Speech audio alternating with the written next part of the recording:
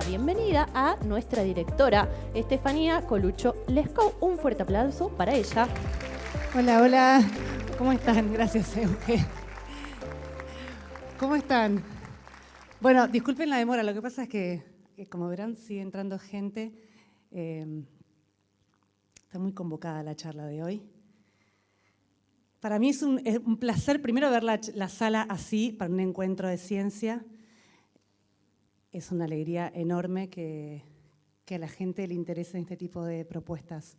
Y hoy tenemos un invitado muy especial. Ya saben quién es, Guillem Pérez Nadal. Lo conocen, por eso están acá seguramente. Guillem es doctor en ciencias físicas. Él hizo su licenciatura y su doctorado en la Universidad de Barcelona. Es investigador del CONICET, profesor de la Facultad de Ciencias Exactas y Naturales de la UBA.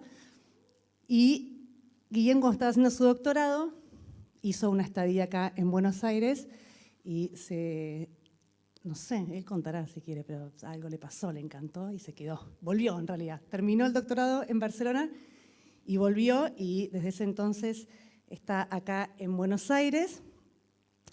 Y yo estoy muy contenta de que Guillem esté acá hoy, porque yo di clases con él. En el 2014 dimos la clase práctica de la materia cosmología. Él me ayudó un montón a dar esa clase, así que gracias, Guillem, la pasé bomba, me encantó. Aparte la materia que quizás es una de las materias más lindas para mí de la carrera. Así que, bueno, las dejo con Guillem. Le damos un aplauso. Le agradecemos en nombre del Planetario y el Ministerio de Cultura de la Ciudad de Buenos Aires. Gracias, Guillem. Hola. Hola, ¿se me escucha? Bueno, gracias a todos por venir, estoy impresionado. Esto no me lo esperaba. Espero no defraudarlos demasiado. Seguramente un poco los voy a defraudar. Espero no defraudarlos demasiado. Bueno, les voy a hablar de un tema que no es mi tema de investigación. Entonces no soy para nada un experto en este tema, pero sí que me parece que es un tema muy lindo para contar en una charla de divulgación y especialmente acá en el Planetario. Bueno, esta charla, la idea de la charla la saqué de una charla que vi de una astrofísica muy conocida que se llama Jocelyn Bell. Y si bien mi charla va a ser distinta, va a ser otra cosa distinta, sí que me gustaría copiarle a Jocelyn Bell el arranque de la charla. Entonces voy a arrancar como ella y les voy a preguntar a ustedes a ver si alguien sabe por qué nuestra sangre es roja. Por los glóbulos rojos, pero ¿qué hay en los glóbulos rojos? Hay hierro, es por el hierro que nuestra sangre es roja. Bueno, ¿y el hierro de dónde lo sacamos? Bueno, esto es el final. Me hiciste spoiler de la charla. Digo, directamente, de forma directa, ¿de dónde lo sacamos? Claro, la sacamos de lo que comemos, o sea, de lo que comemos, que son animales y plantas. O sea que en última instancia el hierro lo sacamos de las plantas. ¿Y las plantas de dónde lo sacan el hierro? Del suelo. Las plantas sacan el hierro del suelo. Bueno, ¿y cómo llegó el hierro hasta ahí? ¿Estuvo siempre? ¿Se formó en algún momento? ¿Vino de algún lado? Bueno, esa es la pregunta que va a ser como el leitmotiv de esta charla. ¿Okay? Me voy a dedicar a... vamos a ver varios temas distintos, pero siempre con esta pregunta en la cabeza, y la pregunta se va a ir como respondiendo parcialmente, por ahí un poco a veces actualizando, y espero que al final de la charla más o menos tengamos una idea de cómo se responde la pregunta. ¿Okay? Bueno, el hierro es un elemento químico, así que, a ver un segundo. Así que lo primero que quiero hacer es hablar de elementos químicos. Los elementos químicos son los ingredientes fundamentales de los que está hecha toda la materia que conocemos. ¿Ok? Y esos ingredientes se organizan en la famosísima tabla periódica de los elementos, ¿no? O son 100 y pico. Hay 100 y pico elementos. Y bueno, y en la charla vamos a hablar, o sea, algunos de ellos van a ser protagonistas, así que quiero señalar algunos. El primer elemento es el hidrógeno. Bueno, voy a tratar de ser democrático, pero creo que tengo que enfocarme sobre todo en este proyector. El primero es el hidrógeno, que todos lo conocen, porque junto con el oxígeno, que es el octavo, forma el agua. El segundo elemento de la tabla periódica es el helio, que también todos lo conocen, porque todos alguna vez jugaron con un globo inflado con helio. ¿No? Todos lo conocen. El tercero es el litio, que también lo conocen porque es un tema de actualidad en Argentina. Bueno, el hierro, que mencioné, del que hablamos, fue el protagonista al principio de la charla, es el número 26. ¿Ok? Es el elemento número 26. Y también más adelante va a aparecer el oro, que es el elemento número 79. Y en algún momento va a aparecer también el uranio, que es el 92, que es uno de los últimos. ¿Ok? Bueno, esa es la tabla periódica. Y una cosa que a mí me parece muy impresionante de la tabla periódica es que es un increíble resumen del mundo, porque toda la materia que conocemos está hecha de estos 100 y pico ingredientes. Hay un montón de sustancias, materiales, cosas en el mundo. Es un número, digamos, incontable de cosas. Todas ellas están hechas combinando estos 100 y pico elementos. Entonces es un gran resumen del mundo. Por eso me parece que es muy grosa esta imagen de la tabla periódica. Pero en realidad todavía se puede resumir muchísimo más, porque todos los elementos de la tabla periódica se explican en base a solo tres cosas, que son tres partículas: el protón, el neutrón y el electrón. ¿Ok? ¿Por qué? Porque estas tres partículas forman el átomo y los distintos elementos son sencillamente distintos tipos de átomos. ¿Ok? Bueno, en un átomo el número de protones y de electrones siempre es el mismo y se llama número atómico.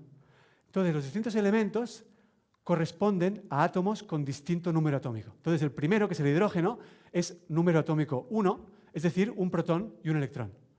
Bueno, acá yo tenía dibujada la órbita del electrón, no se ve, ¿ok? Pero bueno, el protón es esto rojo de acá y el electrón esto verde, ¿sí? Es el protón está en el núcleo y el electrón da vueltas alrededor, ¿sí?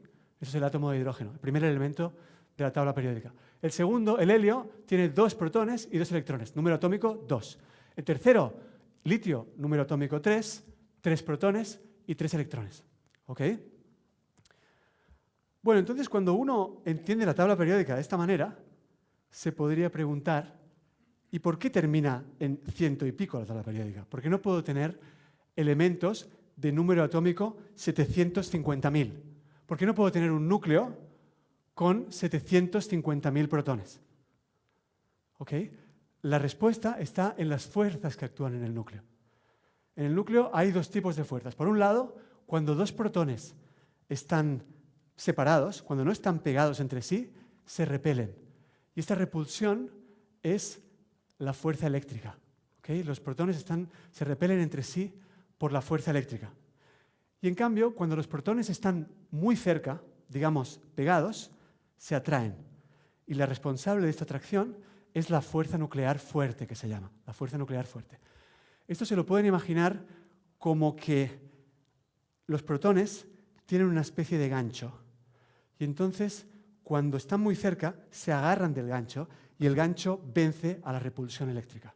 ¿Ok? Es una forma de imaginarse la interacción fuerte. ¿Sí? Bueno, entonces, ahora que sabemos algo de las fuerzas que actúan en el núcleo, podemos entender por qué no puede haber un núcleo tan grande como yo quiera. No puede haber un núcleo tan grande como yo quiera porque en un núcleo demasiado grande hay demasiados protones separados entre sí. Y entonces hay demasiada repulsión. Y si hay demasiada repulsión, el núcleo se desarma solo. ¿Ok? Por eso no puede haber un núcleo de número atómico 750.000, porque se desarmaría solo. ¿Ok? Bueno, y ahora que sabemos esto, podemos pensar una cosa un poquito distinta, pero relacionada, que es, ahora imagínate un núcleo que no se desarme solo, un núcleo más o menos normal, que esté en la tabla periódica, pero grande. Es decir, agarremos un núcleo de uranio, uno de los últimos de la tabla periódica. Bueno, este más o menos resiste, no se desarma, pero si voy y le doy un golpecito, acá le voy a dar un golpecito con un neutrón, con un pequeño golpecito va y se rompe. ¿Ok? Esto es la fisión nuclear. Esto se llama fisión nuclear. Y como es fácil de romper, como cuesta poco romperlo, fíjense que yo ahí le mandé un neutrón y salieron 2 neutrones más disparados. Como un núcleo de uranio es fácil de romper, esos neutrones que salieron disparados, después si se encuentran con otro núcleo de uranio, también lo van a romper. Y así, esta reacción de fisión se puede dar como una reacción en cadena. Igual que cuando yo prendo un fuego. Cuando prendemos un fuego, ¿qué hacemos? Acerco una llama a la leña y nada, le acerco la llama y en algún momento la llama prende y la cosa funciona sola. Bueno, acá pasa lo mismo. Si, como el uranio es relativamente fácil de romper, cuando rompo uno, después lo que sale es capaz de romper otros y así la reacción se da en cadena. Si en lugar de uranio yo tuviera un elemento más ligero, un núcleo más chiquito, entonces no es que no lo pueda romper, también lo podría romper, pero le tendría que dar muy fuerte. Habría que darle muy fuerte a un núcleo chiquito para romperlo. Y bueno, entonces si tengo que darle tan fuerte, entonces las cosas que salen disparadas no tienen fuerza suficiente para romper otros núcleos. Quiere decir que la fisión de núcleos pequeños no se puede dar en cadena. Pero entonces si yo tengo un núcleo pequeño, lo que sí que se puede dar en cadena es la reacción opuesta, lo que se llama la fusión nuclear. ¿Ok? Entonces acá tengo 2 núcleos de hidrógeno y si logro que se acerquen mucho, esos núcleos se van a fusionar formando un núcleo de helio. ¿Ok? Y esta reacción sí que se puede dar en cadena para un núcleo como este. ¿Ok? Pero fíjense en una cosa, que claro, voy a volver a pasar esta animación. A ver si puedo, sí. Fíjense que para que se puedan acercar los 2 núcleos de hidrógeno, esto es difícil, porque mientras se están acercando, los protones están separados y por lo tanto se repelen entre sí por la repulsión eléctrica. Hay que vencer esa repulsión eléctrica. Eso significa que la fusión es difícil, porque hay que vencer la repulsión eléctrica entre los protones que se acercan. ¿Sí? Entonces, hemos visto 2 cosas. Primero, que la fusión es una reacción que funciona, que es eficiente para núcleos pequeños. ¿Qué tan pequeños? Bueno, tienen que ser más chicos que el núcleo de hierro. ¿Okay? Y después la otra cosa es que es difícil de conseguir porque hay que lograr vencer la repulsión electrostática. La repulsión eléctrica, perdón. ¿Cómo se vence la repulsión eléctrica? Bueno, se vence mandando a los 2 núcleos de hidrógeno con mucha velocidad. ¿Y cómo se logra que tengan mucha velocidad? Bueno, subiendo la temperatura. Así que, para que esto pase, necesito temperaturas muy altas. En realidad, muy altas, pero sin pasarse, no demasiado altas, porque si son demasiado altas, los 2 núcleos de hidrógeno van a pasar de largo. ¿Ok? Pero bueno, esta es más o menos la razón por la que la fusión es difícil y por eso no tenemos las centrales nucleares que usamos para producir electricidad son centrales de fisión y no de fusión. La fusión todavía no la sabemos hacer de forma que sea útil para generar electricidad. Y la culpa es que es difícil, por estas razones que les estoy contando. ¿Sí? Y lo último que quiero decir es que fíjense que acá en el ejemplo que les puse era la fusión de 2 núcleos de hidrógeno. También puedo fusionar 2 núcleos de helio o 2 núcleos de litio, pero cada vez es más difícil porque cada vez hay más protones ahí y entonces hay más repulsión. Lo cual significa que cuanto mayor es el número atómico, más temperatura necesito para lograr la fusión. ¿De acuerdo? Todo esto lo digo porque va a aparecer después en la charla, no es porque sí. ¿Ok? Bueno, bien. Esto es... bueno, y una cosa que quería decir también de este tema de la fusión y la fisión es que estas 2 reacciones son una especie de alquimia. Es como el sueño del alquimista. Porque estas 2 reacciones lo que hacen es transformar unos elementos en otros. En la fusión yo tenía uranio y lo rompí de forma que lo que antes era uranio ahora son 2 elementos más livianos. Y en la fusión yo tenía 2 hidrógenos y los fusioné y formé un helio. Este es el sueño del alquimista. Es a partir de ciertos elementos formar otros. ¿Ok? Esto también va a ser importante. Bueno, y la última cosa que quiero contar acerca de los elementos químicos es que se podrían preguntar, ¿es posible saber de qué elementos está hecho el Sol, teniendo en cuenta que no hay chance de ir al Sol a tomar una muestra de material porque nos quemaríamos. ¿Sí? ¿Es posible saber de qué está hecho el Sol? Y la respuesta es sí, porque los elementos tienen una especie de código de barras, que es un distintivo único de ese elemento.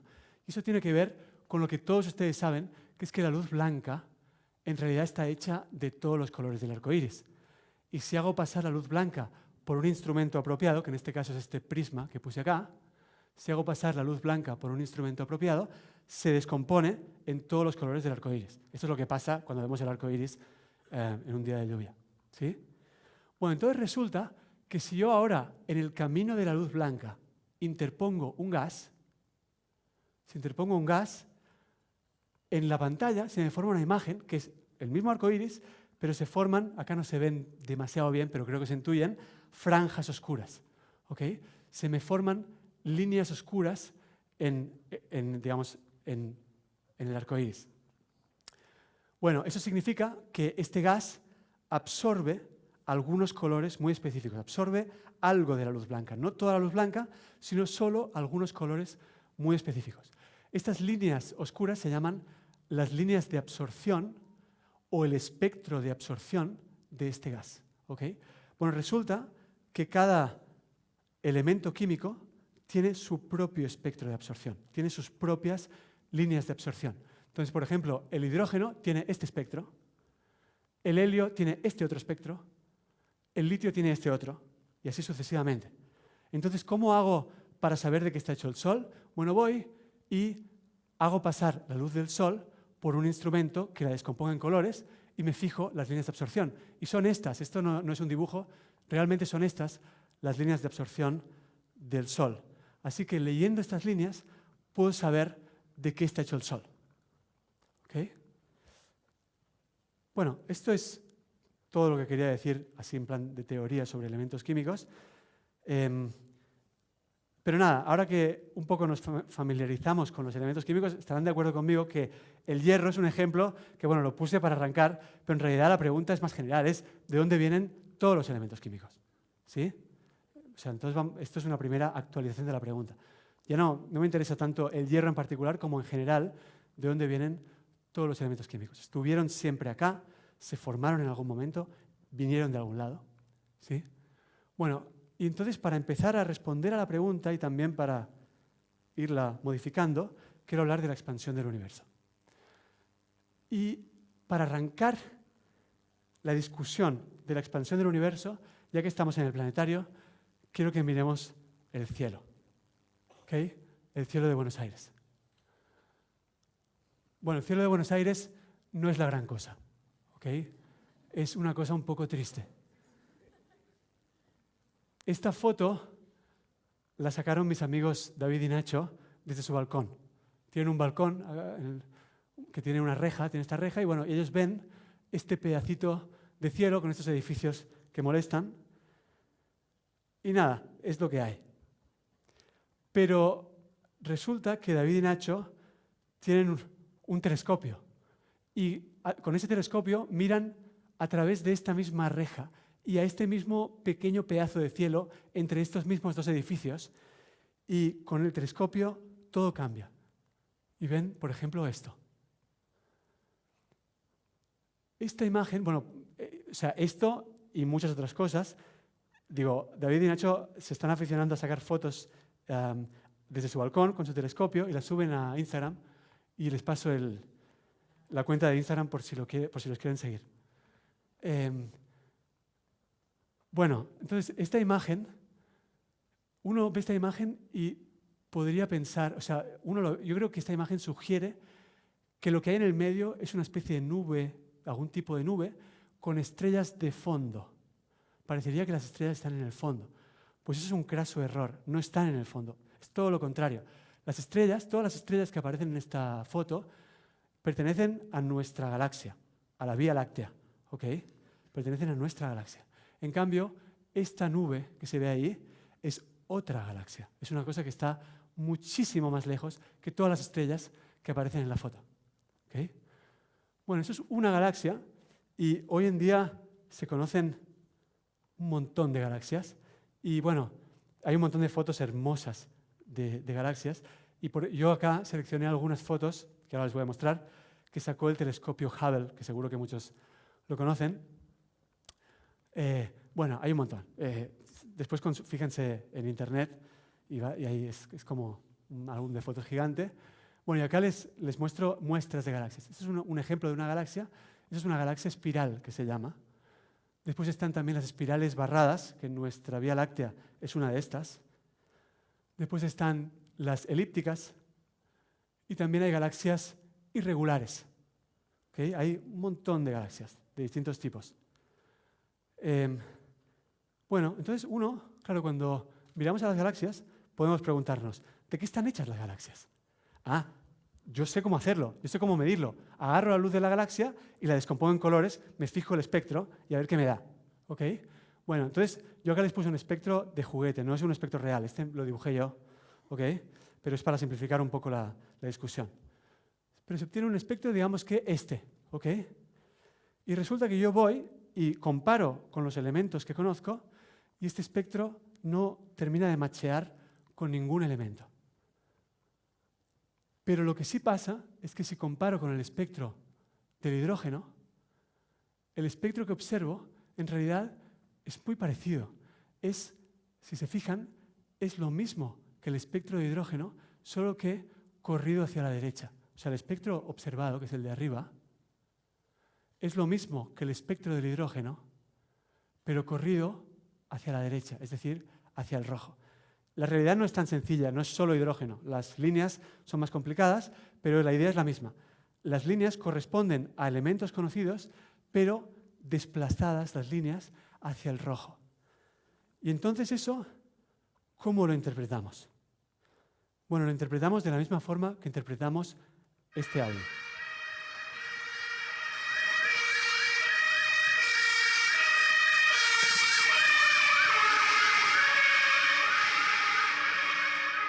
Bueno, ¿cómo interpretamos este audio? Es obvio, es una ambulancia que se acerca y se aleja, ¿no?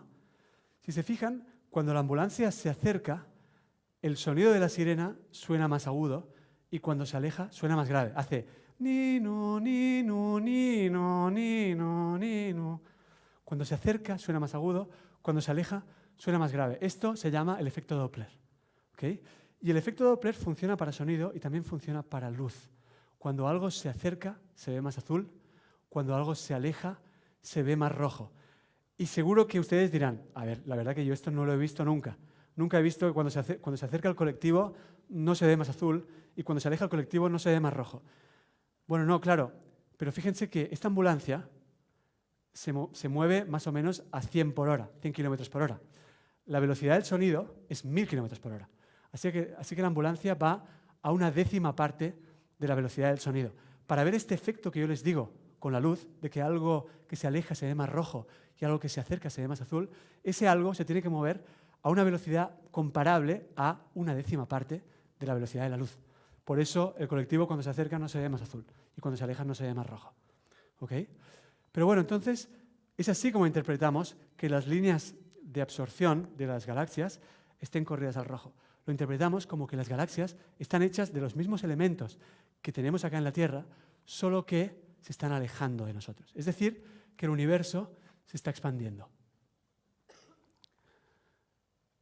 Y de hecho se puede decir más aún, porque en las galaxias existe la fuerza de la gravedad, que es una fuerza atractiva. Las galaxias se atraen entre sí, ¿ok?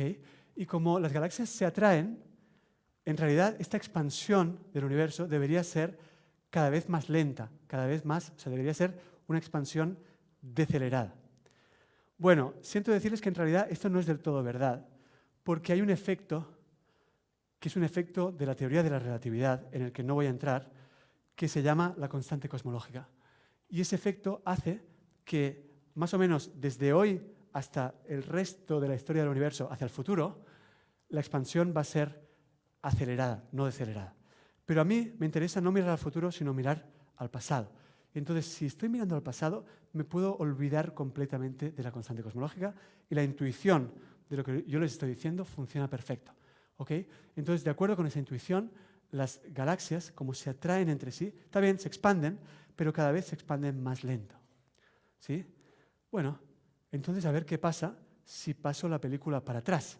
Si paso la película para atrás, si hoy están más lejos que ayer, bueno, ayer estaban más cerca, anteayer más cerca, y no solo eso, sino que anteayer iban más rápido y el día anterior todavía más rápido.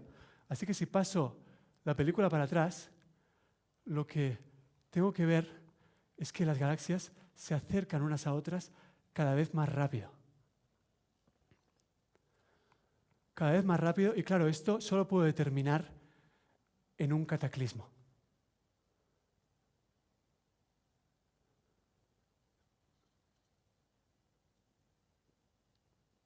Que es el Big Bang, ¿no? Todos conocen. ¿Okay? Bueno, así que más o menos esto sería la expansión del universo, la historia así como a grandes rasgos del universo. El universo se expande y viene de un Big Bang. Bueno, entonces nosotros, el interés de esta charla es encontrar el origen de los elementos. Y acá tenemos el origen de todo, que es el Big Bang. Entonces lo que tenemos que hacer es irnos ahí, viajar al Big Bang, o sea, situarnos en esa época, muy poco después del Big Bang. ¿Okay? Para hacer eso, para tratar de entender cómo era el universo muy poco después del Big Bang, tengo que usar las herramientas que tengo, que es la física que yo conozco acá a mi alrededor. ¿Okay?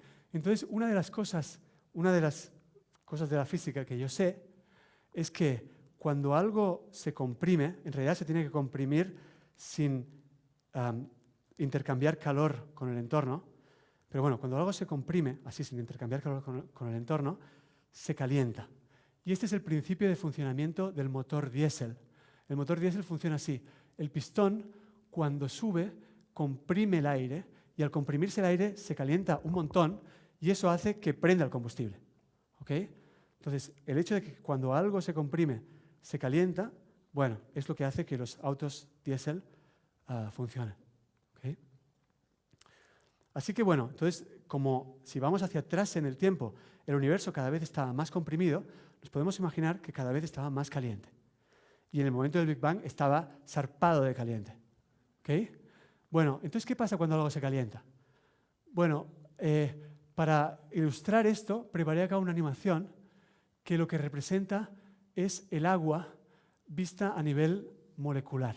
¿Okay? Entonces, cada bolita de estas es una molécula de agua. Ustedes saben que el agua es H2O, ¿no? Y H2O significa que la molécula de agua está hecha de 2 hidrógenos y un oxígeno. ¿Okay? Bueno, entonces, la bola azul es el oxígeno y las 2 orejitas blancas, ¿okay? Son los 2 hidrógenos. ¿De acuerdo? Así que cada uno de estos ítems es una molécula de agua que está hecha de un oxígeno, que es la bola azul, y 2 hidrógenos, que son las 2 orejitas que tiene. Y ahora, de momento, tengo el agua líquida. En el agua líquida las moléculas están enlazadas entre ellas. ¿Okay? Y de momento el agua está a 20 grados y a 20 grados se mueven un poquito, pero no gran cosa. ¿Okay? Pero si empieza a subir la temperatura, las moléculas se empiezan a agitar cada vez un poquito más. ¿Okay? La agitación aumenta.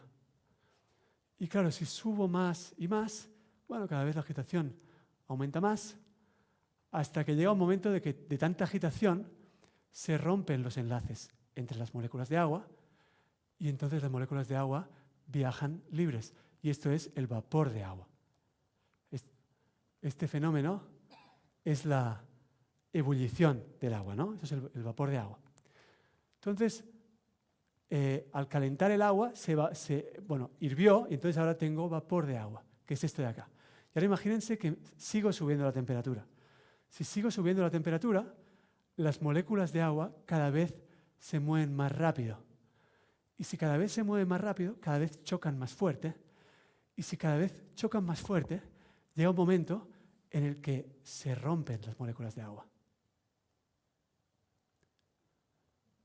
¿Ok? Se rompen las moléculas de agua. Y bueno, yo acá termina el video, no voy a seguir subiendo la temperatura, pero si siguiera subiendo la temperatura, llegaría un momento en que, o sea, ahora me quedaron separados los oxígenos y los hidrógenos. Bueno, si siguiera subiendo la temperatura, o sea, hasta ahora se rompieron primero las ataduras entre moléculas y después las ataduras dentro de cada molécula. Si sigo subiendo la temperatura, se romperían las ataduras dentro de cada átomo y tendría, por un lado, núcleos y por otro lado, electrones.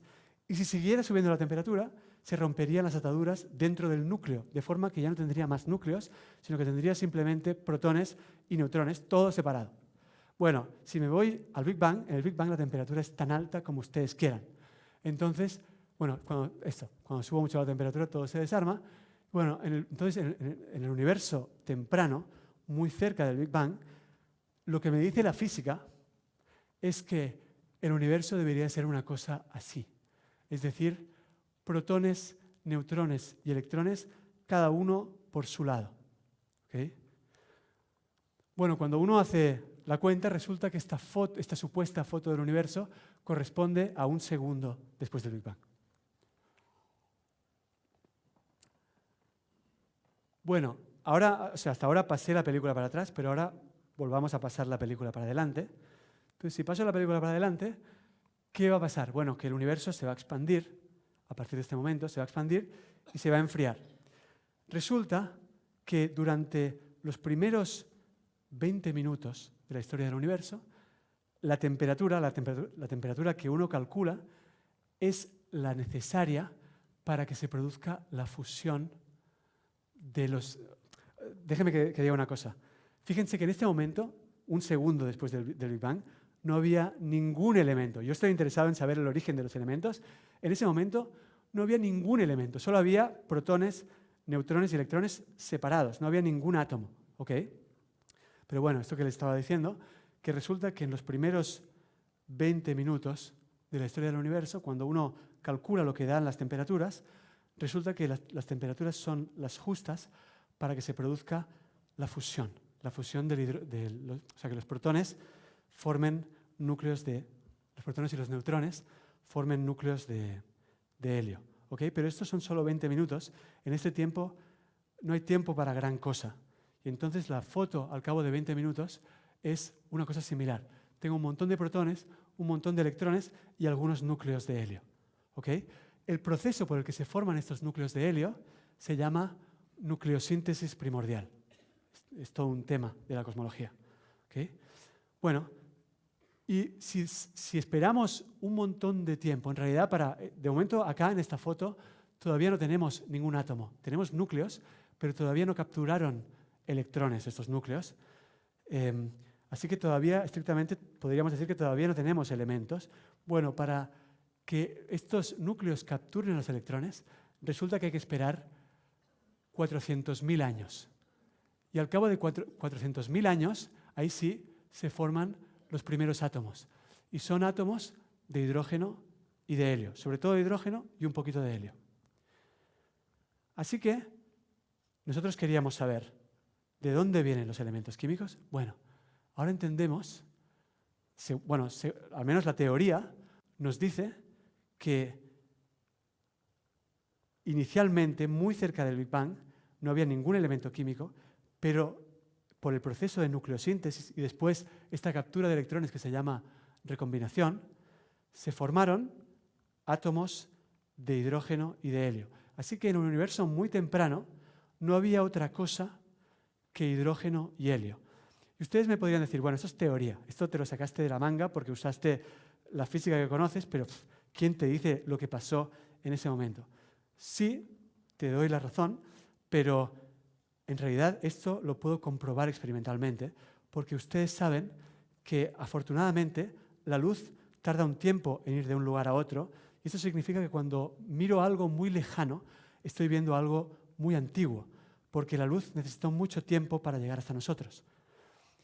Entonces, si yo miro una galaxia muy lejana, estoy viendo una galaxia primitiva, una galaxia que vivía en una época cercana a esto que estoy contando. Y efectivamente, cuando uno mira galaxias muy lejanas, ve que están hechas prácticamente en su totalidad de hidrógeno y un poquito de helio.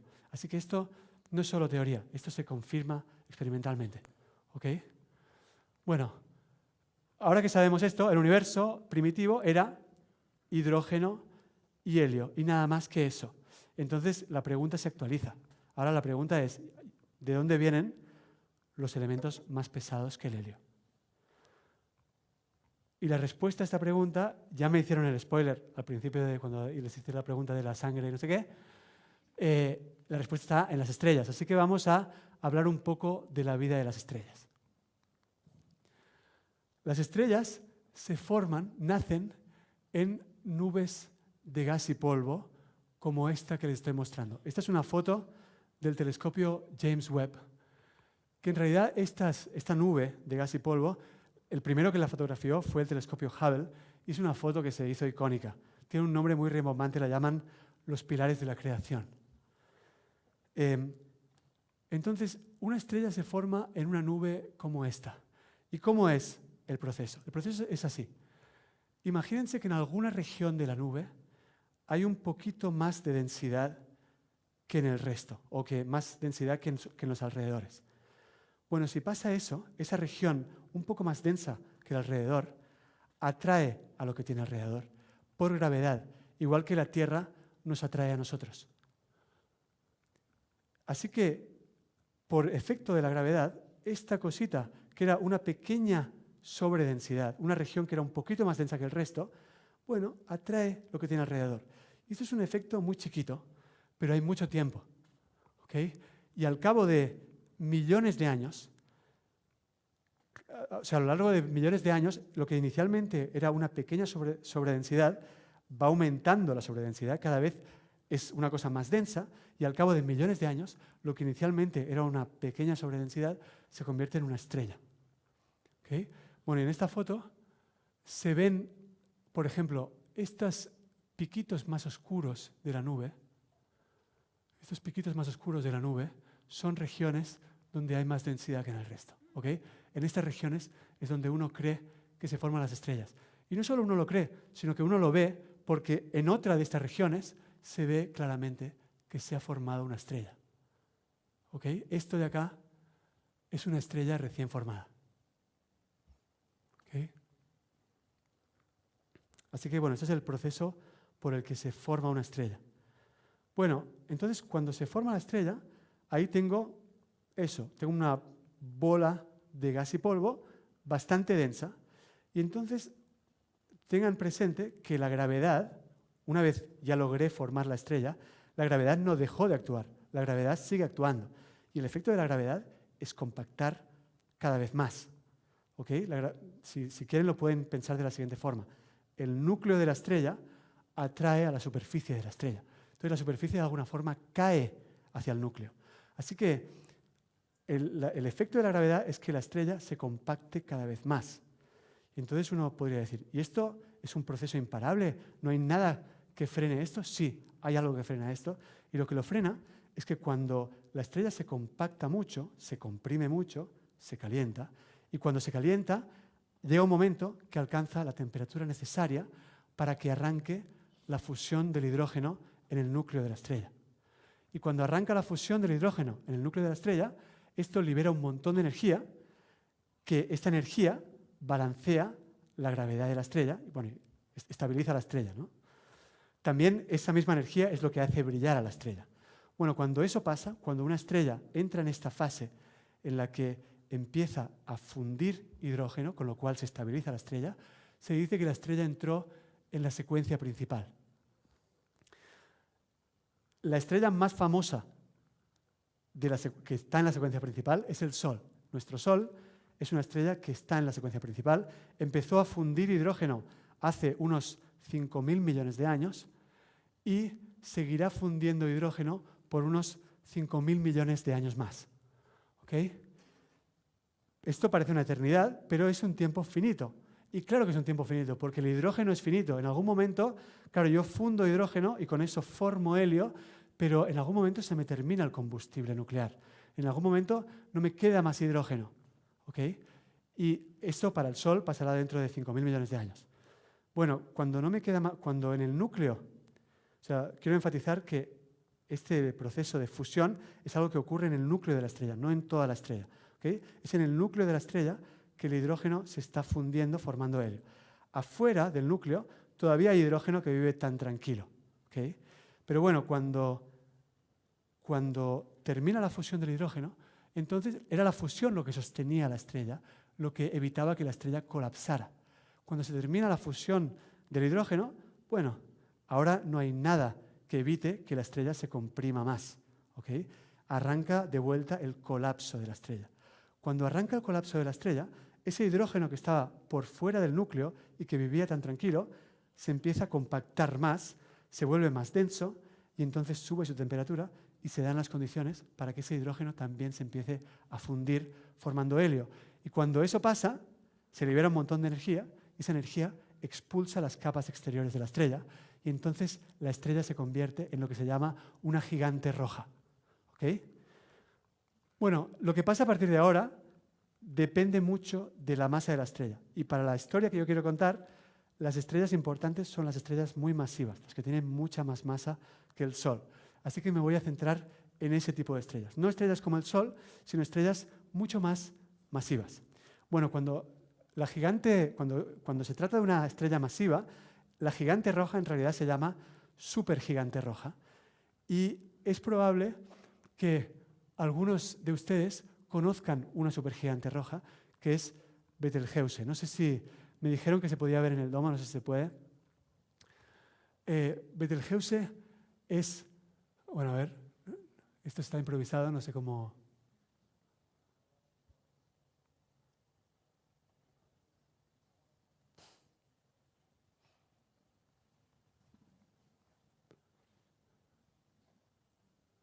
Es esa, ¿no? Bueno, ahí está Betelgeuse. Exactamente, es el cinturón de Orión. O sea, Betelgeuse es una estrella que forma parte de la constelación de Orión. Es, de hecho, el hombro de Orión. Aquí tenemos el cinturón de Orión, que yo la verdad que no tengo ni idea de las estrellas en el cielo. Las únicas que reconozco son las 3 del cinturón de Orión. Así que por eso me gustó cuando vi que Betelgeuse era una supergigante roja, porque bueno, excelente. Entonces Betelgeuse es el hombro de Orión. Ya saben que los que inventaron las constelaciones tenían mucha imaginación, pero bueno. Resulta que esta estrella, que es una estrella hiper recontra brillante, ya podemos cortarla. Esta estrella, que es una estrella hiper recontra brillante, es una supergigante roja. Y para que se hagan una idea de qué tan gigante es, acá les muestro una foto, digamos, más resuelta de la estrella, donde se compara la estrella con las órbitas de los planetas. Y fíjense que la Betelgeuse, es más grande que la órbita de Júpiter. ¿Okay? Es una estrella gigantesca, es una cosa inconmensurable. La Tierra, bueno, ya ven dónde está, ¿no? Así que quedaría bien, bien tragada por esta estrella. Bueno, ¿qué pasa en una supergigante roja? Bueno, como les he dicho, las capas de hidrógeno exteriores al núcleo empezaron a fundir y eso hizo que las capas externas de la estrella que fueran expulsadas de la estrella. Pero en el núcleo no queda nada de hidrógeno o queda muy poco hidrógeno y entonces nada puede detener el colapso del núcleo. ¿Okay? El núcleo colapsa y cuando colapsa se vuelve más denso y al volverse más denso sube su temperatura y al subir su temperatura en algún momento se dan las condiciones necesarias para que empiece a fundir lo que quedó de la fusión del hidrógeno, es decir, el helio. ¿Okay? Se dan las condiciones para que empiece a fundir el helio. Y así empieza de vuelta la misma historia, exactamente la misma historia, pero donde decía hidrógeno, ahora digo helio. ¿Okay? Se empieza a fundir helio y mismo ciclo. El producto del helio, el helio cuando se funde produce varias cosas, pero el principal producto es carbono. Entonces en algún momento se termina el helio y se empieza a fundir el carbono. Y la misma historia. Y así, por este mecanismo, dentro del núcleo de una estrella muy masiva, se forjan todos los elementos de la tabla periódica.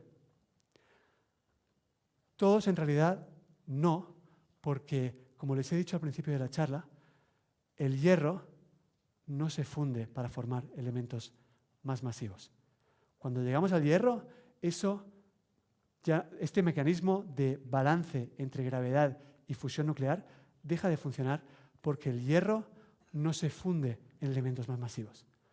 Entonces ahí lo que pasa es que, cuando llegamos al hierro, el núcleo de la estrella empieza a colapsar y en este caso, a diferencia de de los pasos anteriores, no hay nada que detenga el colapso. Entonces el colapso es imparable, la estrella se vuelve cada vez más densa, no hay nada que detenga ese colapso, hasta que llega un momento en que la densidad de la estrella se vuelve comparable a la densidad de un núcleo atómico, que es una densidad gigantesca. Para que se hagan una idea, cuando eso pasa, toda la masa, digamos, una estrella de la masa del Sol que tuviera la densidad de un núcleo atómico ocuparía el tamaño de Buenos Aires. ¿Ok? Bueno, entonces nada frena el colapso hasta que llegamos a este punto en que la estrella tiene la densidad de un núcleo atómico. Es decir, la estrella se convierte en una especie de núcleo gigante. ¿Ok? Bueno, cuando eso pasa, aparecen efectos de la física cuántica. Y esto no voy a contarles mucho porque sería una digresión, pero hay un efecto de la física cuántica que se llama el principio de exclusión de Pauli, que es una especie de repulsión entre partículas idénticas. ¿Okay?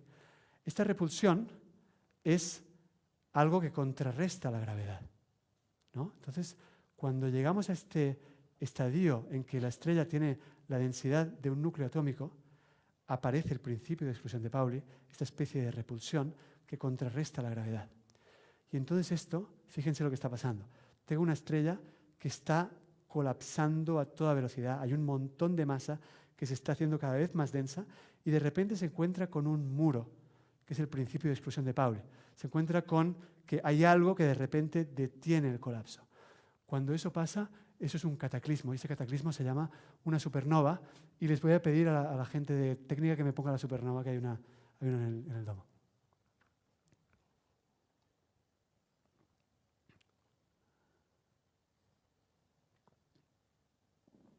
Ahí está.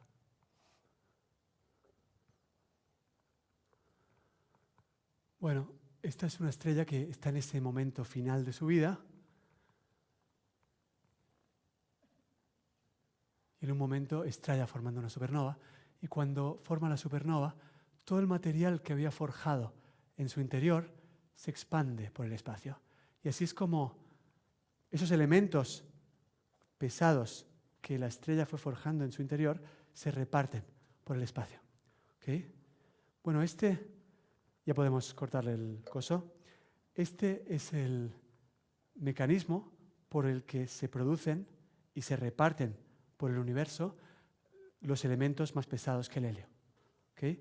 De vuelta, esto ustedes me podrían decir que es pura teoría, pero esto no es pura teoría. Esto es algo que también se comprueba experimentalmente. Y para contarles eso, les quiero mostrar esta imagen, que es una foto de un objeto que se llama la nebulosa del Cangrejo. La nebulosa del Cangrejo se descubrió en el siglo XVIII, se ha estudiado un montón y se han sacado fotos, bueno, las fotos ya son posteriores al siglo XVIII, obviamente, pero se han sacado fotos a lo largo de un montón de tiempo y mediante esas fotos uno se puede dar cuenta de que la nebulosa se está expandiendo a mucha velocidad. ¿Okay? Así que esto ya es una indicación de que esta nebulosa es ese mismo material que ha sido eyectado por una supernova. Claro, con esas fotos uno puede medir la velocidad a la que se expande esta nebulosa. Entonces, si corre la película para atrás, puede averiguar cuándo es que estalló esta supernova, ¿no? Uno puede hacer la cuenta y dice, bueno, sacando fotos varios años, me da que se expande a esta velocidad. Por lo tanto, todo este material formaba parte de la estrella, fue el momento en que estalló hago la cuenta y me da que fue el año 1000. Fue en el año 1000. Bueno, entonces resulta que uno busca en los registros astronómicos y resulta que los astrónomos chinos del año 1000 reportan haber visto lo que ellos llamaban, literalmente, con estas palabras, una estrella invitada. Una estrella invitada, una estrella que de repente un día, en el año 1000, apareció en el cielo, brillaba una barbaridad, se veía de día, no había que esperar a la noche para verla. Bueno, esto lo reportaron los astrónomos chinos y, bueno, eso creo que duró un par de años, esa estrella invitada. ¿ok? Y esa estrella justo está en el mismo lugar, porque los astrónomos chinos reportaron la ubicación aproximada de esa estrella y coincide con la ubicación de esta nebulosa. Bueno, esto no sé si lo dije, pero se llama la nebulosa del Cangrejo. ¿Ok? Así que todo encaja. Esto es un remanente de supernova. Esto es esa bola de material que ha sido eyectada por una supernova. Entonces, para comprobar nuestra teoría de que los elementos se forjan en el núcleo de las estrellas y que después son repartidos por el universo en supernovas, lo que deberíamos hacer es ver de qué está hecho todo este material. Pero esto lo sabemos hacer. Lo que tenemos que hacer es simplemente sacar el espectro de este material. Saco el espectro y obtengo una abundancia gigante de todos los elementos pesados hasta el hierro. Así que esto confirma, bueno, no es la única confirmación de esta teoría, hay un montón de confirmaciones. Digo, esto es un hecho, esto se considera hoy en día un hecho, ¿ok? Pero yo simplemente les ilustro una confirmación experimental de esta teoría. ¿Okay? Y bueno, ¿y qué quedó de la supernova? Bueno, la estrella se colapsó hasta alcanzar la densidad de un núcleo, saltó en 1000 pedazos, pero bueno, ahí en el núcleo quedó una estrella muy chiquita y muy compacta, una especie de núcleo gigante, o sea, una estrella con la densidad de un núcleo. Esas estrellas se llaman estrellas de neutrones porque, bueno, hay una interacción nuclear de la que yo no les hablé, que se llama la interacción débil, por la cual es posible que un protón y un electrón den lugar a un neutrón, y viceversa, que un neutrón dé lugar a un protón y un electrón. Entonces, resulta que cuando la estrella alcanza esta densidad de un núcleo, este proceso por el que los protones y los electrones pueden dar lugar a un neutrón se da en cadena y resulta que la estrella se convierte en algo que está hecho sobre todo de neutrones. Las estrellas de neutrones tienen la propiedad de que giran muy rápido y que emiten luz muy direccionada. Así que es una cosa así, la estrella de neutrones. Y entonces, claro, si resulta que este haz de luz en algún momento apunta hacia donde estamos nosotros, entonces nosotros, ¿qué vemos? ¿Qué veremos? Veremos una estrella que pulsa. Esto es como un faro. Entonces, si en algún momento esta haz de luz apunta hacia nosotros vamos a ver una estrella que pulsa. Esto se llama un púlsar. Y por cierto, los púlsares fueron descubiertos por Jocelyn Bell, la astrofísica de la cual yo saqué la idea de esta charla. ¿Okay?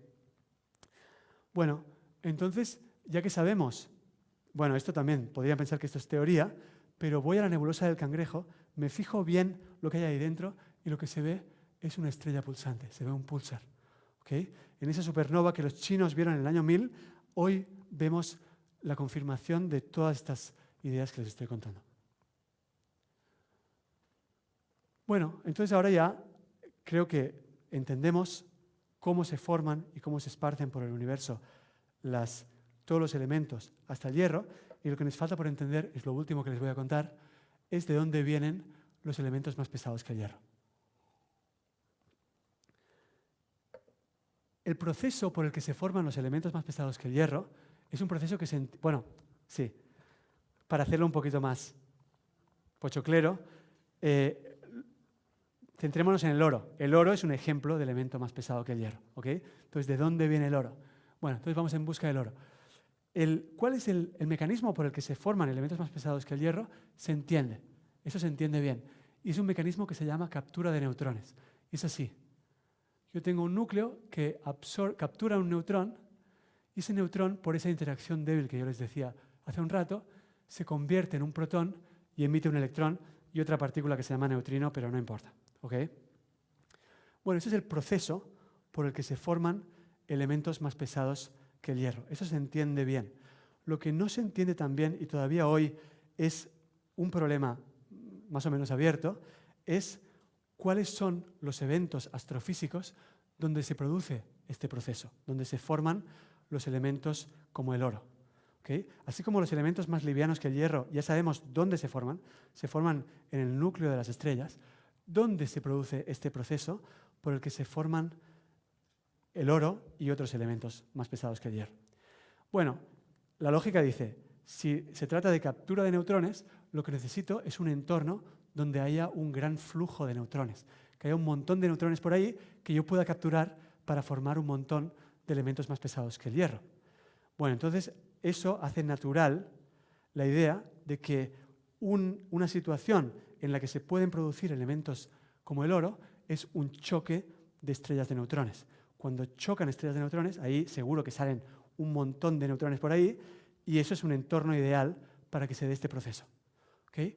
El problema es que hasta hace poco nunca se había visto un choque de estrellas de neutrones de forma convincente. Es decir, había candidatos, pero no había una prueba fehaciente de que se había visto un choque de estrellas de neutrones. Y esto cambió en los últimos años porque en los últimos años se aprendió una nueva forma distinta de mirar al cielo. Se aprendió una nueva forma de mirar. Y esta forma nueva de mirar tiene que ver con la teoría de la relatividad. Así que en 2 minutos les voy a tratar de contar qué es la teoría de la relatividad. Y la historia es así. La teoría de la relatividad es la forma moderna en la que hoy entendemos lo que es la gravedad. Desde Newton hasta principios del siglo XX se creía que la gravedad es una fuerza. Se creía que la Tierra da vueltas alrededor del Sol porque el Sol hace una fuerza a distancia sobre la Tierra. Eso al propio Newton le parecía algo muy raro, una fuerza a distancia. Pero bueno, funciona re bien y bueno, la idea quedó. Quedó la idea de que la razón por la que damos vueltas alrededor del Sol es que el Sol hace una fuerza sobre nosotros. Pero la forma moderna y mejor de entender la gravedad es la que nos da la teoría de la relatividad, que es distinta. La idea es la siguiente. Acá, en esta foto está este señor, es un físico muy conocido que se llama Brian Greene. Esos son sus hijos. Y esto de acá es una tela elástica. Es una tela elástica como una cama elástica para saltar, ¿no? Bueno, entonces la idea, se lo voy a contar un poco con una analogía porque no soy capaz de contarlo de otra manera, así en 2 minutos, ¿ok? La idea es que la presencia del Sol, la presencia del Sol curva esta tela, curva el espacio que está representado por esta tela, y es esa curvatura lo que hace que nosotros demos vueltas alrededor del Sol. Vamos a ver esto con un video, ¿sí? O sea, ahora de momento no está el Sol y los planetas se mueven en línea recta, porque no hay ningún Sol que cause ninguna curvatura. Pero ahora vamos a colocar el Sol en el medio de esta tela.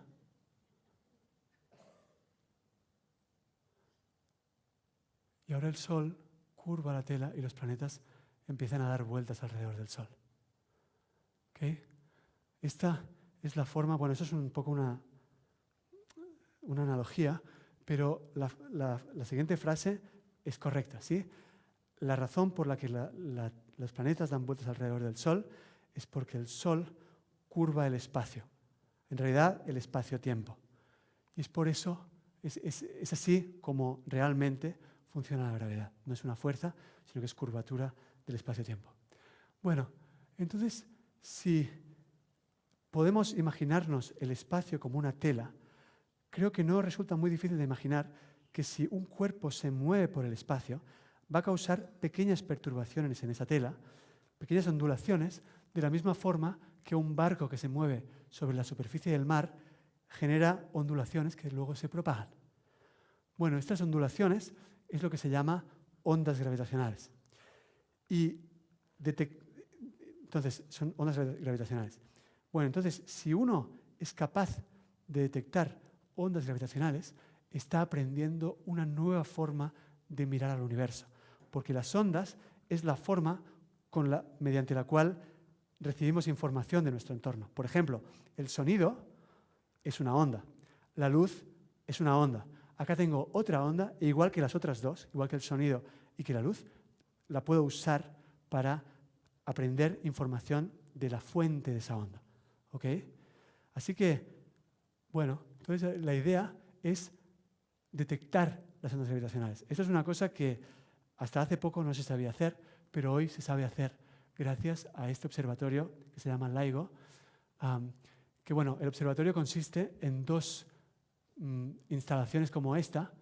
Esto se llama un interferómetro y está hecho por 2 brazos, cada uno de los cuales tiene 4 kilómetros de largo. Y después hay otro hay otro en otro lugar de Estados Unidos. Esto está en Estados Unidos y en otro lugar de Estados Unidos hay otro. Ambos interferómetros forman LIGO. ¿Ok? Bueno, LIGO, con estos aparatos, sabe detectar ondas gravitacionales. ¿Ok? Bueno, resulta que en 2017, LIGO, detectó, mediante las ondas gravitacionales, detectó una colisión de estrellas de neutrones. ¿Ok? La señal que midió es esta, que bueno, cuando uno hace la cuenta en relatividad general, uno dice, bueno, ¿qué pasaría si hago colisionar dos estrellas de neutrones? Bueno, la teoría me dice que la señal que LIGO debería detectar es justo esta que está acá representada. Entonces LIGO recibe esta señal y dice, bueno, entonces esto es una colisión de estrellas de neutrones.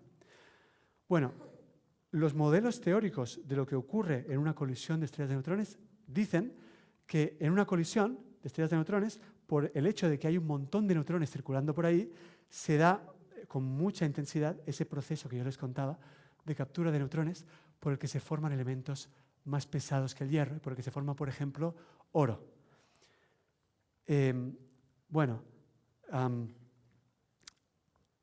Los modelos lo que dicen es que estos elementos más pesados se forman en versiones radioactivas. Esas versiones radioactivas emiten luz y esa luz dura un tiempo, unos días, arranca siendo azul y termina siendo roja. O sea, arranca azul y se va enrojeciendo con el correr de los días. Eso es lo que dicen los modelos teóricos.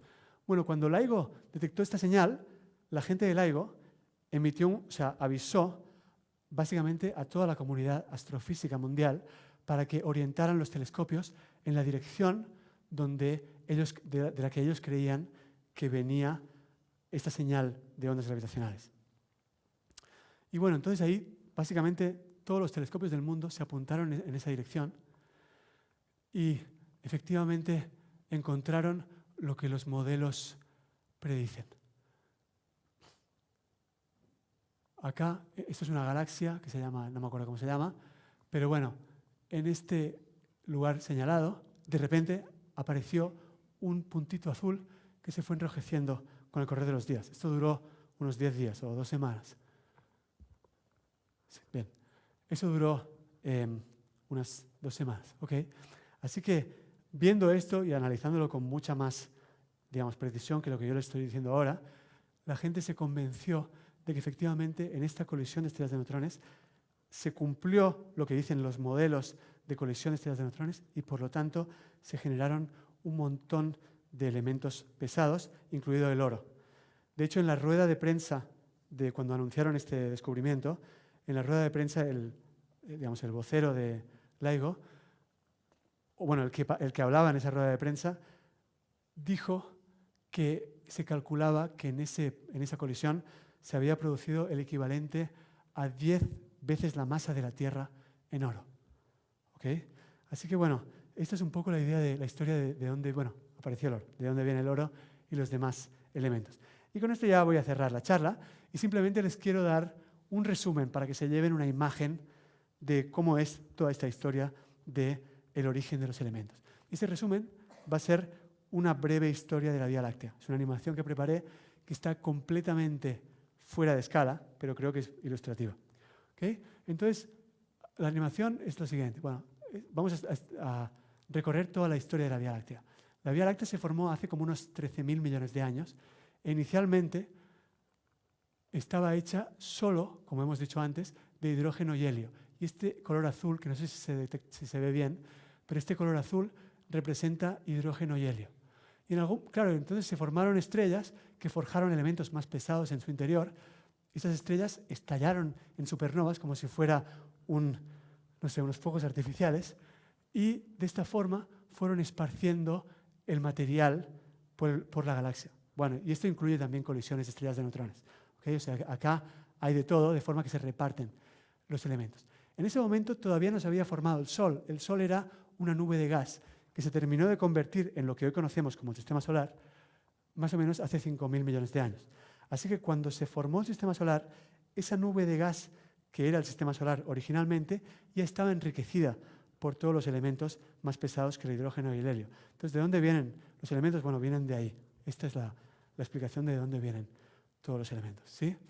Y bueno, lo último que les quiero mostrar es de vuelta a esa foto que yo les mostré, que se llama Los pilares de la creación, yo les solté así, les deslicé, que esto era una nube de gas y de polvo. Y yo cuando, la verdad, la primera vez que leí esto de la nube de gas y de polvo, pensé, ¿polvo? ¿Qué polvo? ¿De qué polvo me están hablando? Bueno, no es otra cosa que el polvo de estrellas. Esto es polvo de estrellas. Esto, una nube de gas donde se forman estrellas, muy antigua, muy cercana al Big Bang, no tenía nada de polvo, solo tenía hidrógeno y helio. Pero claro, una nube de gas más o menos cercana a nosotros, que es algo que ya fue enriquecido por un montón de supernovas, tiene polvo, que es polvo de estrellas. ¿Okay? Y bueno, y para esto, nada, un minuto, les voy a mostrar los papers fundamentales de toda esta historia. ¿Okay? La nucleosíntesis, o sea, seguro que a muchos de ustedes no les interesan los papers, pero bueno, para que vean, yo qué sé, para que vean un poco lo que es un paper, no sé. Toda la historia que les conté de la nucleosíntesis primordial, el paper básico es un paper de Alpher, Bethe y Gamow, que es un paper del año 48. Bueno, una curiosidad de este paper es que en realidad los autores son Alpher y Gamow, pero Gamow era muy amigo de Bethe y era muy chistoso Gamow y dijo, vamos a poner a Bethe también entre los autores porque así se va a leer como alfa, beta, gamma. Así que Bethe es autor de este paper solo por hacer el chiste. ¿Okay? Bueno, el paper fundamental, digamos, paradigmático de este tema de la nucleosíntesis estelar, es decir, de la idea de que los elementos se forman dentro de las estrellas, es un paper de Burbidge, Fowler y Hoyle, que la gente se refiere a ese paper como el paper B²FH por las iniciales de los autores. ¿Okay? Es un paper del año 57. Y bueno, y el paper en el que LIGO y básicamente un tercio de la comunidad astrofísica mundial anunciaron la detección de esa colisión de estrellas de neutrones en las que se vio cómo se forman los elementos más pesados que el hierro, es este paper de acá, que es un paper del año 2017. Y fíjense que en la lista de autores no son nombres de personas, aparecen nombres de equipos. Todos los nombres que aparecen acá son nombres de equipos. Y al final de esta lista dice, see the end matter for the full list of authors. No les voy a mostrar the end matter, pero si vas al final del paper encuentras la lista entera de autores y hay 10 páginas de autores. Porque claro, los autores son una tercera parte de la comunidad astrofísica mundial. ¿Ok? Y nada más, acá termino la charla.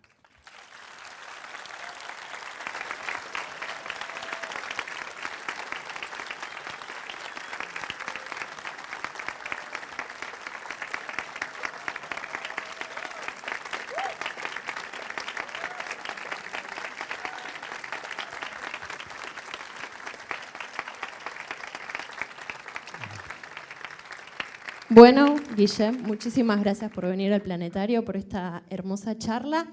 Vamos a iniciar una pequeña ciclo de preguntas, así que si alguien tiene alguna consulta para hacerle a Guillem, que levante la mano. Yo me voy a acercar, les voy a pasar el micrófono y si no lo va a hacer mi compañera, pero no hablen sin el micrófono porque si no después no se escucha, ¿ok? ¿Por acá? Hola Guillem, ¿todo bien? Todo bien, Muy vos. buena la charla, me encantó. Tengo una pregunta. Pareciera, por cómo lo describiste, que todos los elementos más pesados que el hierro es como que se forman de una manera mucho más particular, que tienen que chocar dos estrellas de neutrones que los más livianos. Se observa como una especie de dos bloques de, bueno, tenemos muchos menos de los más pesados y muchos más de los más livianos o algo así, ¿o no es tan clara esa? No estoy seguro, pero creo que sí. Ok. Creo que sí. De hecho, incluso los elementos más livianos que el hierro, también, o sea, el proceso por el que se forman esos elementos también favorece a los que se forman dentro de las estrellas, el proceso también favorece a algunos elementos por sobre de otros. Y efectivamente se encuentra que esos elementos favorecidos son más abundantes.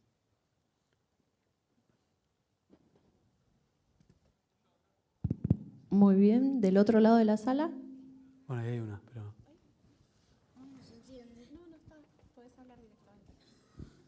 Acá en el micrófono.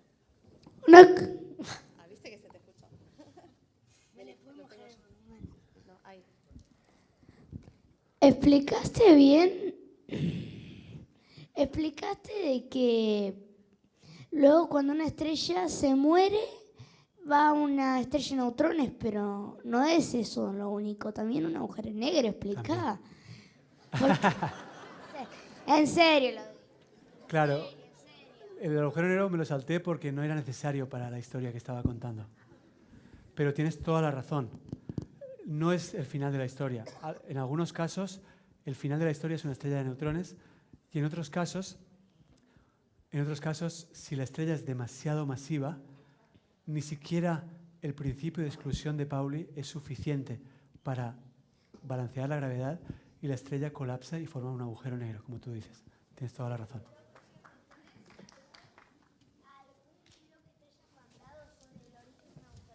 O sea, ¿quieres una imagen de un agujero negro? Creo que el planetario tiene, ¿o no? A un vídeo que muestre cómo se forma. O sea, yo acá no tengo ninguno. No sé si el planetario por ahí tiene algo.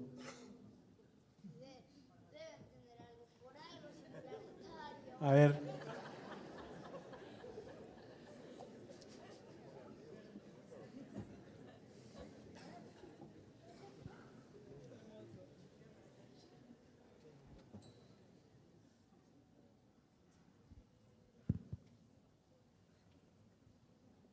Buscamos si tenemos una imagen de agujeros negros.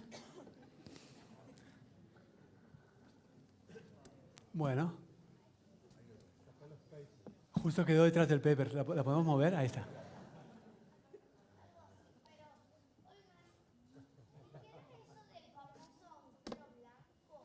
Muy buena pregunta.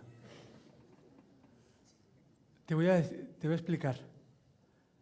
Las leyes de la física son lo que se dice invariantes bajo inversión temporal. Que eso significa que cualquier cosa que puede pasar, si corres la película para atrás, también puede pasar. Entonces, el reverso temporal de un agujero negro es un agujero blanco. Si el agujero negro es algo que no deja escapar la luz, el agujero blanco es algo en el que la luz no puede entrar. Ah, bueno.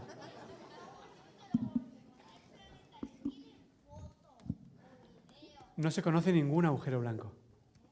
No se conoce, nunca se vio ningún agujero blanco.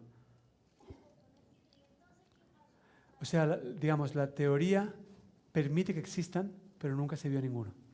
Muy bien. Vamos a la siguiente pregunta. ¿Por acá? ¿Nadie? ¿Por acá? Ahí hay Muy uno. bien. Por allá entonces me voy a acercar un momento.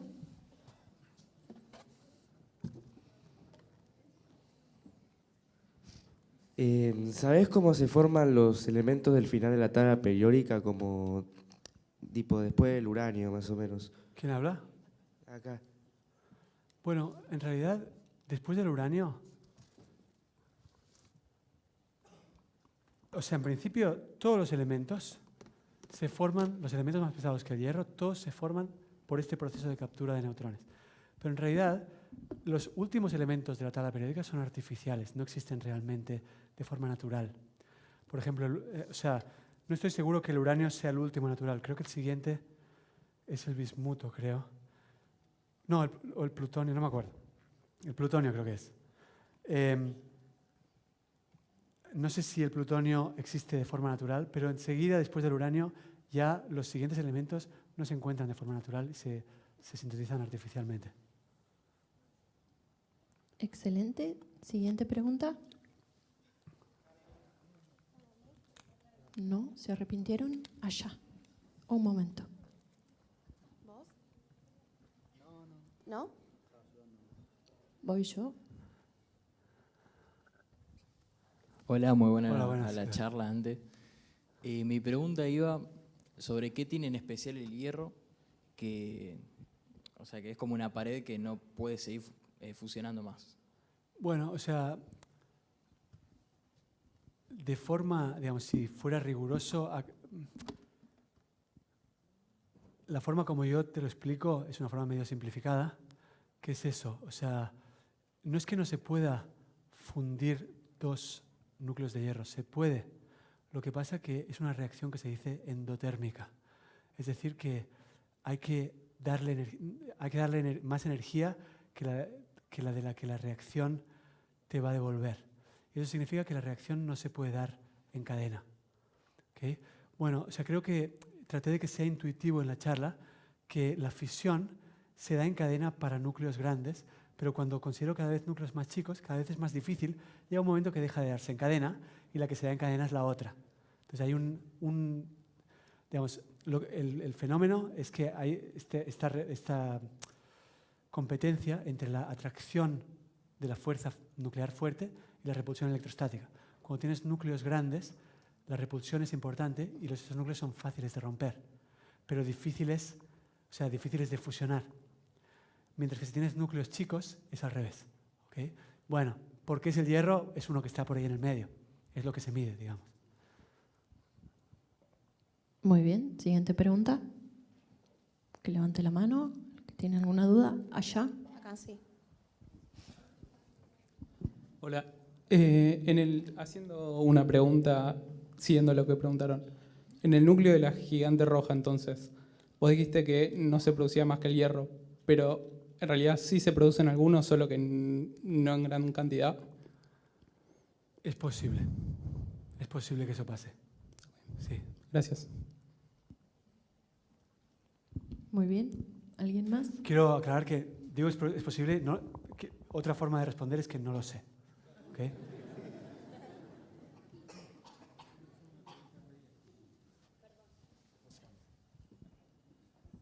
¿Qué tal? No, por ahí es una pregunta media sonsa. Pero ¿cómo llegan todos estos elementos desde el espacio exterior a la Tierra? Bueno, eso es un poco la animación que les mostré. Que los elementos se forman en el núcleo de la estrella, pero luego esta estrella estalla en una supernova. Y cuando estalla en una supernova, esparce todo ese material por el espacio. Ese es el camino. O sea, digamos, en el núcleo de la estrella se forjan los elementos y después la estrella explota. Y cuando la estrella explota, todo lo que tenía dentro sale disparado. Ese es el mecanismo. Muy bien, por acá.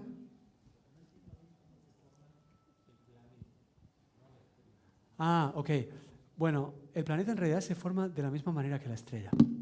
Los planetas del sistema solar, o sea, el sistema solar hace más de 5.000 millones de años era una nube de gas. Era como un disco de gas, ¿ok?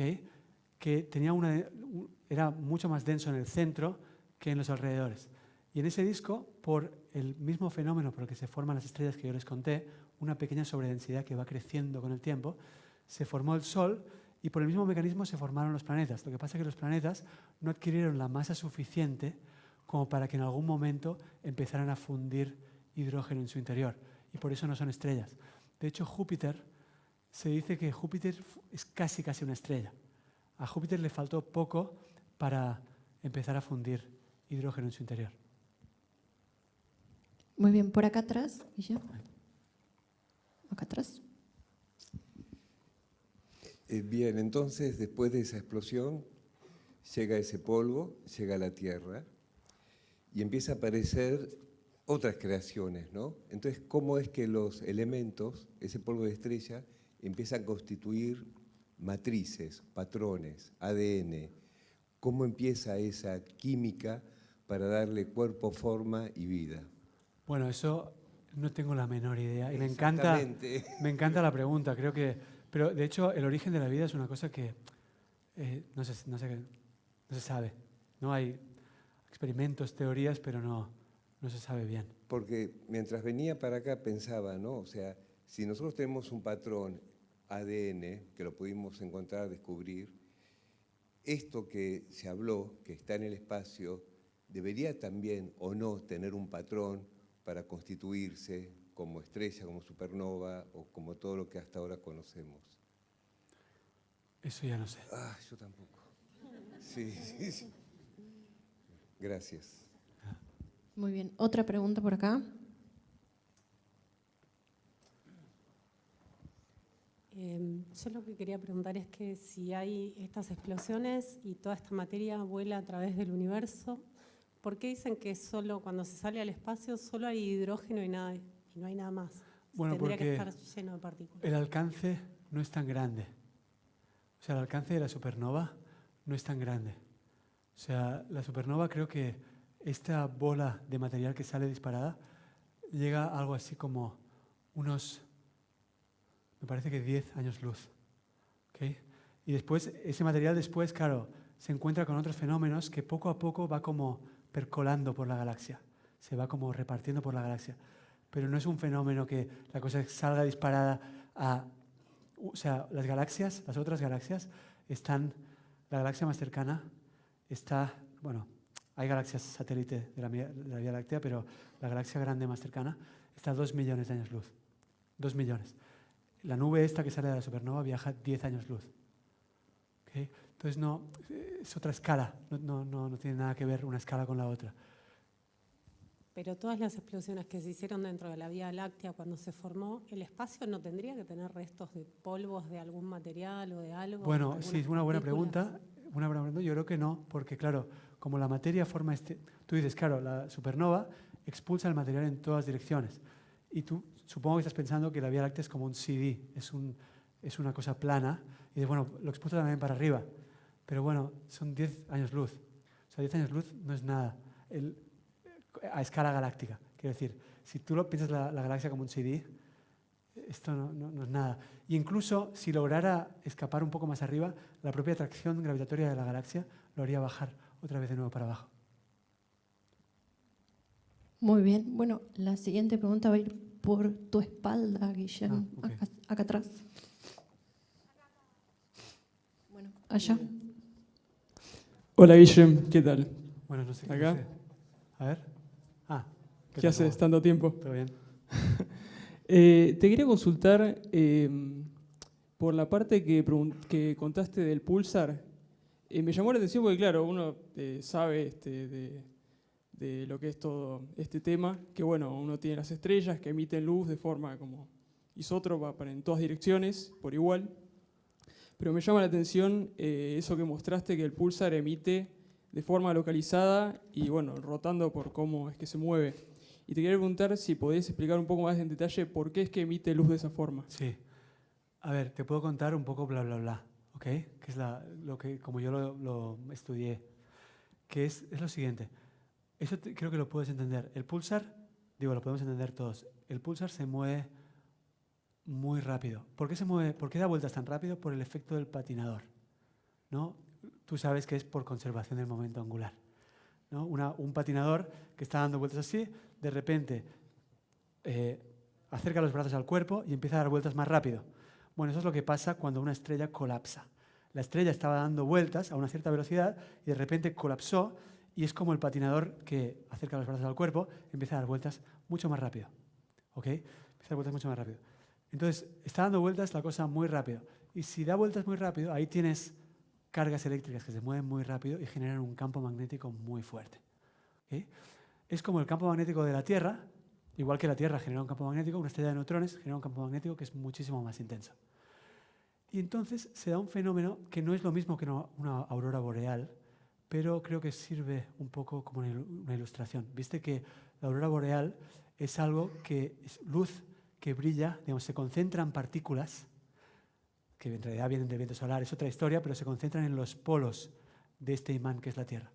Bueno, acá pasa algo similar. Las partículas cargadas que hay por ahí se concentran en los polos magnéticos de la estrella de neutrones y es eso lo que brilla.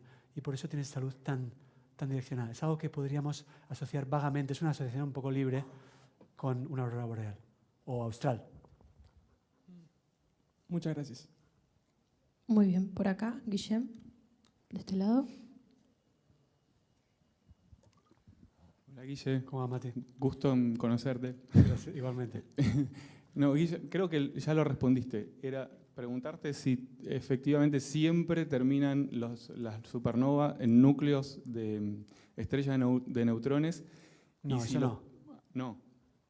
Y si los púlsares están relacionados a los magnetares, que creo que es lo que acabas de decir un poco. Eso no lo sé.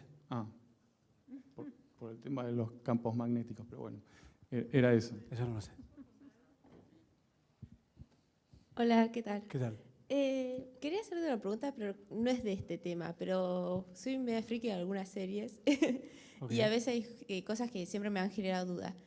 ¿Existe esa probabilidad de que puedan existir otras dimensiones? Bueno, a ver, no lo llamaría una probabilidad, pero pasa una cosa, que es que Te lo voy a contar un poco. Por ahí, espero no hacerla. O sea, te cuento un poco la situación. Pasa una cosa, que es que la materia, cuando uno... Viste que yo les conté que la forma posta de entender la gravedad es como curvatura del espacio-tiempo, no como una fuerza, sino como curvatura del espacio-tiempo. De una forma similar, la forma posta de entender la materia no es como la aprendemos en el colegio y en el secundario, sino es por medio de lo que se llama la física cuántica. ¿Okay? La física cuántica es lo que describe realmente cómo es la materia. ¿Okay? Entonces, la materia es la que crea la gravedad. Entonces, si la materia es cuántica, la propia gravedad debería heredar esa cuanticidad de la materia. Quiere decir que la gravedad debería poderse describir cuánticamente. ¿Okay? Y entonces resulta que describir la gravedad cuánticamente es algo que es muy difícil. Hace 100 años que toda la comunidad de física teórica trata de cuantizar la gravedad y de momento no se ha logrado de una forma satisfactoria, pero uno de los mejores candidatos, o quizá el mejor candidato, es una teoría que se llama la teoría de cuerdas. Y esta teoría predice, o sea, no sé si predecir es la palabra correcta, esta teoría resulta que en todas las dimensiones fracasa, falla, es inconsistente, es una teoría que explota de alguna forma, salvo en una dimensión específica que es, bueno, 10 dimensiones, no, bueno, 9 dimensiones, un espacio de 9 dimensiones. ¿Okay? Entonces, es ahí donde aparece esta idea de más dimensiones. Aparece como una necesidad teórica cuando uno trata de cuantizar la gravedad. Pero esto es una teoría, esto sí que es pura teoría. Acá no hay nada experimental. Igual, lo que dicen los cuerdistas es que no es imposible que esto sea así, porque, por ejemplo, si tú, imagínate que tienes una manguera. Una manguera es una cosa que en realidad tiene 3 dimensiones. Pero si la miras de lejos parece que tuviera solo una dimensión, que fuera una línea. Entonces, la idea que tienen los cuerdistas es que estas dimensiones extra, que no son las 3 que conocemos, las dimensiones agregadas, en realidad están enrolladas y son algo muy chiquito y se produce el mismo efecto que la manguera. Entonces, no las vemos porque son muy chiquitas.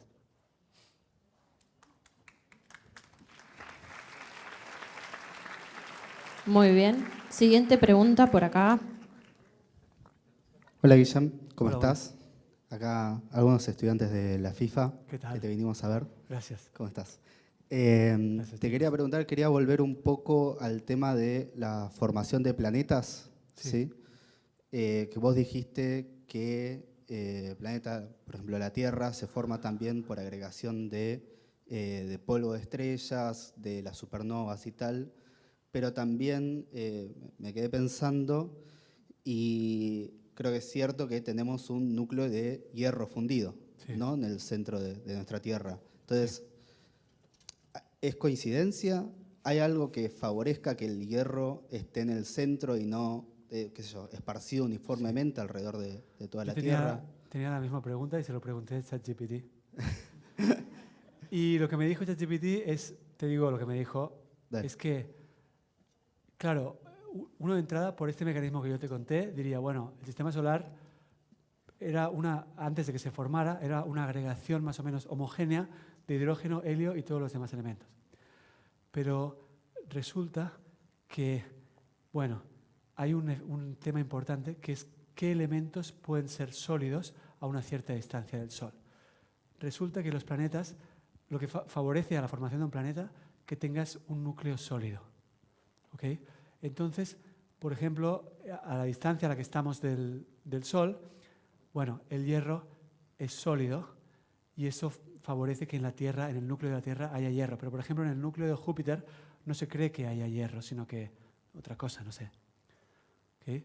Así que, digamos, la historia que yo te conté no entra en ese detalle, pero resulta que después hay mecanismos dentro del sistema solar que separan los distintos elementos y favorecen que haya más elementos de un tipo a una cierta distancia del Sol que otros. Y eso tiene que ver con esta capacidad de solidificarse a más o menos distancia. Pero la verdad que no lo entendí muy bien y tampoco tuve tiempo de indagar más. Muy bien. Siguiente pregunta por acá.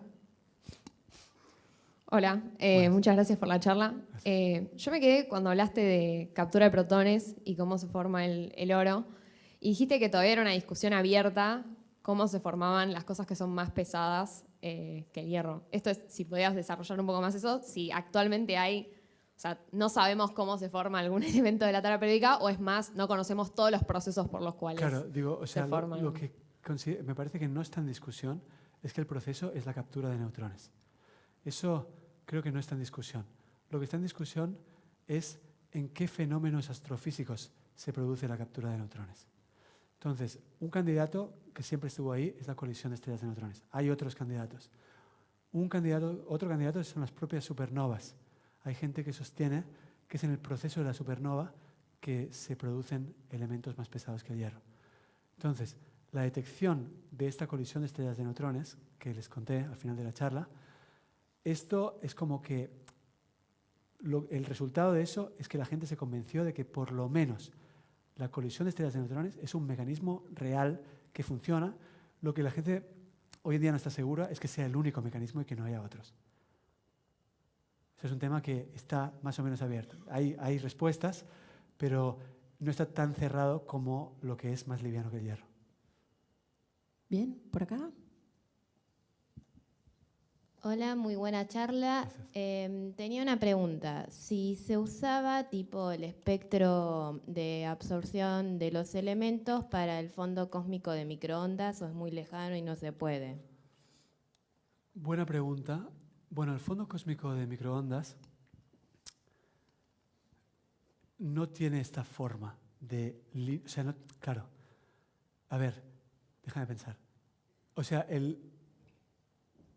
fondo cósmico de microondas, claro, uno diría, para poder ver esta absorción, debería haber algo entre... Déjame pensar, ¿eh? O sea, digo, ¿qué es la absorción? Claro, tú tienes una fuente de luz. El fondo cósmico de microondas es una luz que fue emitida desde muy lejos y esta luz se puede estudiar y se puede analizar. Se descompone en colores de acuerdo con lo que se llama una planckiana. Tiene una distribución térmica que se dice. Ahora, ¿es posible que se vean líneas de absorción en el fondo cósmico de microondas? Es posible si hay algo, si digamos la luz que observamos pasó por algún gas antes de llegar hasta nosotros, pero en realidad no estoy seguro. Okay. Buena pregunta, gracias. Por acá, por el otro lado, Guillem.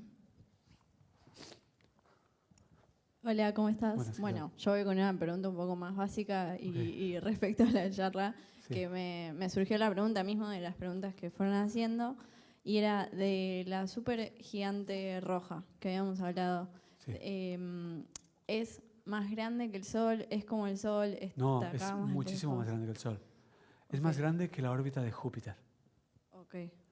O sea, no me acuerdo exactamente las distancias, pero sí que sé que la distancia entre planetas aumenta. Cada vez entre un planeta y el siguiente hay más distancia a medida que te alejas del Sol.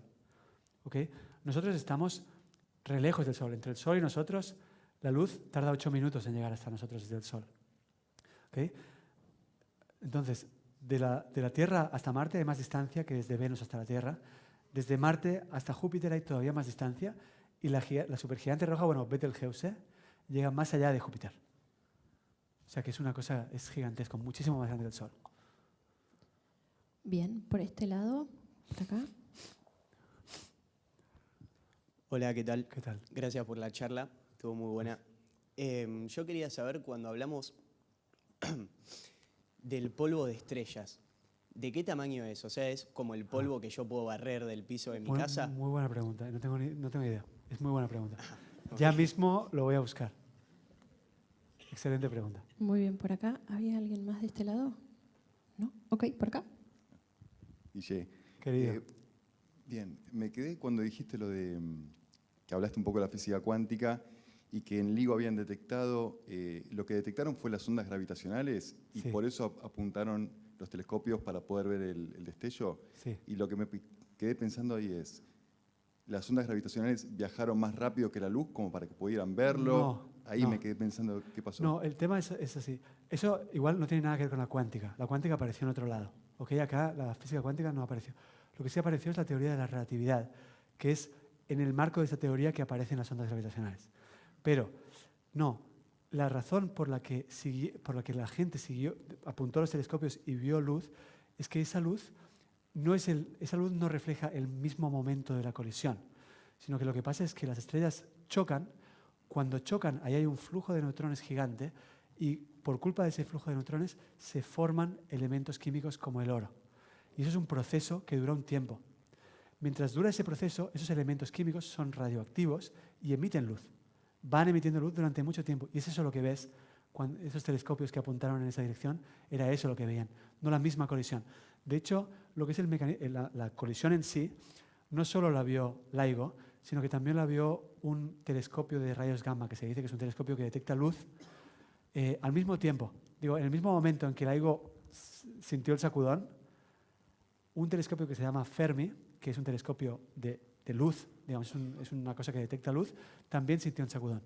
Así que, no, ese sacudón fue una cosa que se llama, en castellano no sé cómo, en inglés se dice Short Gamma Ray Burst. Es como un estallido de rayos gamma, que es una cosa que fue un flash de luz que duró un instante. Y después desapareció. Pero después, por otro mecanismo distinto, que es la formación del oro, la cosa empezó a brillar de otra manera. Y es esto lo que todos los telescopios del mundo estudiaron durante 2 semanas. Muy bien, vamos a hacer una última pregunta. ¿Quién tiene consultas? ¿Nadie? Bueno, entonces cerramos la charla. Guillem, muchísimas gracias por venir. Gracias.